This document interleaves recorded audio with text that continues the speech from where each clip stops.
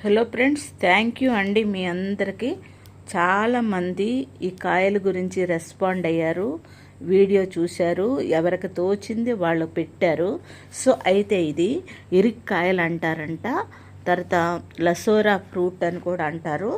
ఇది వీడియో చూశానండి. చాలా చాలా బెనిఫిట్స్ ఉన్నాయి ఈ కాయల వల్ల, ఈ చెట్టు వల్ల. ఇది డైలీ రోజు 5 to 10 కాయలు తినొచ్చు అంటండి. తర్వాత దీన్ని చెక్క కూడా ఉపయోగపడుతుంది, చెట్టు బెరడు ఆకులు కూడా ఉపయోగపడతాయి. పచ్చికాయలు అయితే పచ్చడి కూడా చేసుకు తినొచ్చు అని చెప్పారు. హెల్త్ బెనిఫిట్స్ అయితే బాగున్నాయండి. ఈ యొక్క ఇరిక్కాయలు అని కొడితే, లసోరా అని కొడితే మీకు వీడియో వస్తుంది.